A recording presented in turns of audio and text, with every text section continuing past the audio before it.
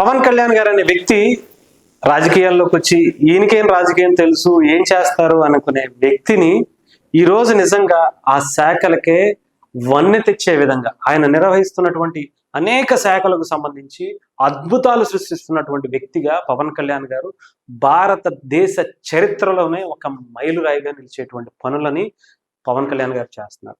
అసలు పవన్ కళ్యాణ్ గారు ఏం చేశారు అనుకునే కుహానా రాజకీయ మేధావులకు ఎవరికి అందనటువంటి వ్యక్తిగా పవన్ కళ్యాణ్ గారు చేసే అభివృద్ధిని చూపిస్తున్నారు. అసలు ఇన్ని సంవత్సరాల స్వతంత్ర భారతదేశ చరిత్రలో ఎప్పుడూ వేయినటువంటి రోడ్లు, ఎప్పుడు వెళ్ళనటువంటి గిరిజన గ్రామాలను, అక్కడ ఉన్నటువంటి అభివృద్ధి అవకాశాలను కూడా పవన్ కళ్యాణ్ గారు చేసి చూపించినటువంటి వ్యక్తి.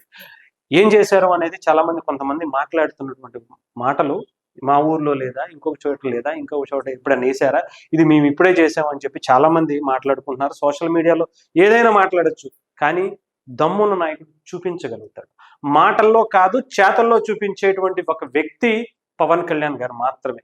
అవసరమైతే సొంత డబ్బులతో అయినా సరే రోడ్లు కావచ్చు, ఇంకొకటి కావచ్చు, వేపించేటువంటి కట్స్ ఉన్న నాయకుడు పవన్ కళ్యాణ్ గారు మాత్రమే. మనం గతంలో కూడా చూసాం.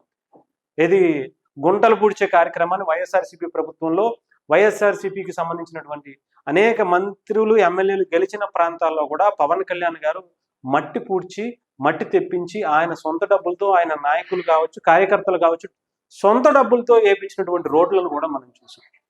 ఇక్కడ 275 కోట్ల రూపాయలతో గిరిజన గ్రామాల్లో 297 కిలోమీటర్ల 200 ఎవరైతే చూస్తున్న కుహానా రాజకీయ నాయకులు ఉంటారు కదా, వాళ్ళకి చెప్తాను, 297 కిలోమీటర్ల మేర రోడ్లు వేసిన ఘనత ఇన్ని సంవత్సరాల భారతదేశ చరిత్రలో ఏ ఒక్క రాజకీయ నాయకుడు చేయనటువంటి పనిని పవన్ కళ్యాణ్ గారు చేసి చూపించారు. విత్ ఇన్ 6 నెలల లోపలే ఏం చేయొచ్చో, ఎలా చేయొచ్చో, ఎలా డబ్బులు తీసుకురావచ్చు అన్ని ఎస్టిమేషన్ వేసుకుని, కాంట్రాక్టులను పిలిచి, టెండర్లకు ఓకే చేసి, పనులు ప్రారంభించి పూర్తి చేసినటువంటి ఘనత ఎవరికన్నా ఉందా? అసలు ఇప్పటి వరకు అరకు పాడేరు ఏరియాల్లో కొన్ని గ్రామాలకి రోడ్లు కానీ, నీరు కానీ, కనెక్టివిటీస్ కానీ లేనటువంటి ప్రాంతాల్లోకి పవన్ కళ్యాణ్ గారు వెళ్ళి రోడ్లు వేసి ఆయనే స్వయంగా వెళ్ళి చెక్ చేసుకుని వచ్చినటువంటి నాయకుడు ఈ రోజు ఎవరన్నా ఉన్నారా ఇన్ని సంవత్సరాల చరిత్రలో? ఇది పవన్ కళ్యాణ్ గారు. ముఖ్యంగా చూసుకుంటే అల్లూరి సీతారామరాజు జిల్లాలో 246 కోట్ల రూపాయలతో 265 కిలోమీటర్ల మేర రోడ్డు నిర్మాణం చేశారట. మన్యం రోడ్లకు మహర్దశ. పిఎం జన్మన్లో దాదాపు 246 కోట్ల మంజూరు చేశారు అరకు పాడేరు ఏరియాకి. ఇది చాలా కీలకమైనట్టు. అంటే మీ ఊరికో, హైదరాబాద్ సిటీకో, లేదంటే ఎవరి సొంత సిటీస్కి మాత్రమే వేసుకునే వాళ్ళు చాలా మంది కనిపించారు. కానీ ఇక్కడ అవన్నీ వదిలేశారు. సిటీస్ని, విజయవాడ కావచ్చు, తిరుపతి కావచ్చు, వైజాగ్ కావచ్చు, ఇంకొక ఏరియా కావచ్చు, అవన్నీ కాదు. ముందు కష్టాల్లో ఉన్నటువంటి, అక్కడ ఉన్నటువంటి గిరిజనులు ఉన్నారు, పల్లెలు ఉన్నాయి, వాళ్ళకి రోడ్లు వేయాలి. వాళ్ళకి మనం బయటికి తీసుకొచ్చే ప్రయత్నం చేయాలి. వాళ్ళు హాస్పిటల్కి వెళ్ళాలన్నా, స్కూల్కి వెళ్ళాలన్నా, ఇంకొక దగ్గరికి వెళ్ళాలన్నా వాళ్ళకి రహదారి లేకుండా పోతుంది. ముందు వాటి మీద వెంటనే వాటి మీద దృష్టిలో పెట్టి మన్యం జిల్లాలో నిజంగా మరొక అల్లూరి సీతారామరాజు లాగా ఆయన ఒక విప్లవాన్ని సృష్టించే వ్యక్తిగా మారారు.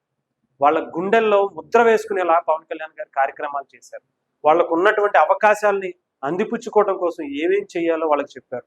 మీరు తప్పుదో పట్టద్దు, గంజాయి కింద ఇంకొకరిని వాటిని పండించే బారిన పడద్దు, మీకు అభివృద్ధికి తీసుకెళ్తాం, మీకు చదువులకి తీసుకువెళ్తాం, ఉపాధి, విద్యా అవకాశాల్లో అద్భుతమైనటువంటి అవకాశాలు ఇస్తాం, టూరిజంలో మీకు ఒక మంచి ప్లేస్ ఇస్తాం, అరకు కాఫీని నేను డెవలప్ చేస్తాను, నేనే బ్రాండ్ అంబాసిడర్గా ఉంటాను అని చెప్పినటువంటి వ్యక్తి.